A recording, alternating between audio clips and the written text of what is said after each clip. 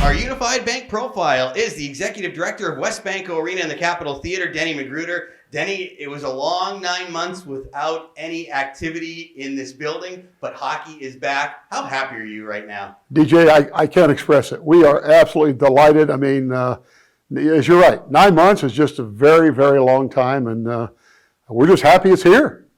Every year you go into an off season and see what kind of improvements that you can make. This year was obviously a completely different scenario as there were different mandates that were put in, but you've come out of it very strong. This building looks terrific between the plexiglass, the concession stands, the hand sanitizers. How much work had to get put in to make this building ready to have fans come in and watch their favorite team? DJ, obviously it was a lot of work, and you can't really see all the work, but much of it was planning and figuring out how to get these things done. I'm also very grateful. We're blessed with a great staff to begin with. So we have a really great staff that we were able to do most of this in-house, and we had a lot of help from the city. But you're right, we've totally installed sneeze guards at every location, every point of sale, every bar, the coffee shops, the concession stands.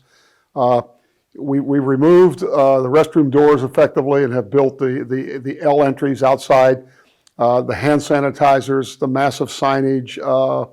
There's been an awful lot that go into it, but I do think the results were obvious last Saturday night when we played our first game at home. I think the fans were very happy with it and felt very safe. We talk so much about the support that we get not only as the team, but the arena, from the city, from the community. What's been the feedback that you've heard already? How excited are people that they're able to come here and they're able to enjoy what feels like normal once again? Well, DJ, let's put it this way. They're chomping at the bit, brother. You know that. I think the only disappointment was that we were only allowed 750 because there were a lot of people out there looking for tickets. They're delighted. I think they feel good. And you and I both know, look, we're now the oldest by far existing franchise in the ECHL.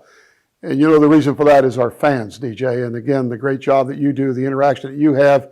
But we're just so blessed to have the kind of support that we get from this community.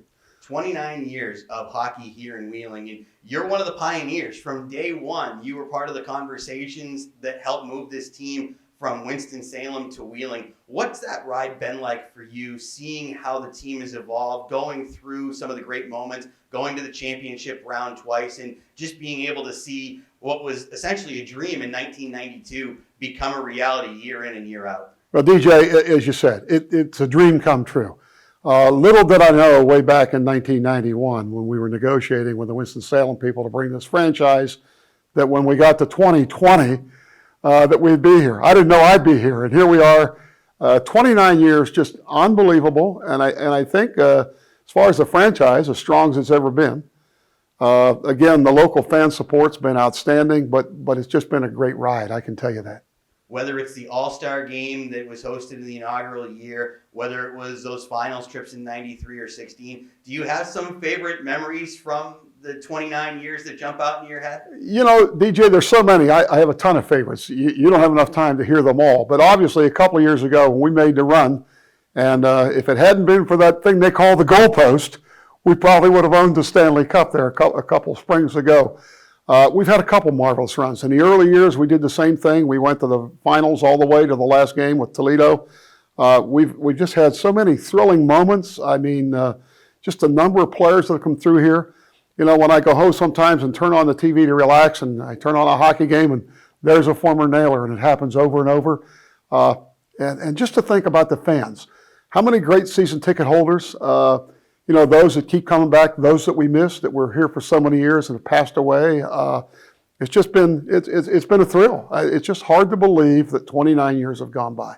One of my favorite things about this arena is that there's a traditional hockey feel to it. You've got the seats, some of them, they're right on top of the ice, where the fans have as good a view as any. But you've still been able to keep up with some of the modern amenities. You put the new video board in 2012. You updated the seats. You put in the lobby. How much pride do you take in being able to combine both of those worlds to make really a unique top-of-the-line facility? Obviously, DJ, it's very prideful. Again, we're very, very blessed with some phenomenal employees. We have a lot of dreamers on our staff, and dreamers are what make things happen. But we've also had the great support through the years, particularly as city manager Bob Herron, but the entire city, and not only the politicians in town. We've had the support of the business community, the fans, And you're right. This building has transitioned several times. For a building that was built in 1977, there's not many of those around today. And for most people that come into town, I tell them it was built in 77, they don't believe it. They think it's a much newer building. So it just says that the building had great bones. There's been enough vision to be able to upgrade it. And I like where we sit in the East Coast Hockey League. I do think we are probably one of the most fan-friendly buildings in the entire business. Very intimate. Our fans are right on top of the ice, and it's just a great place to watch hockey.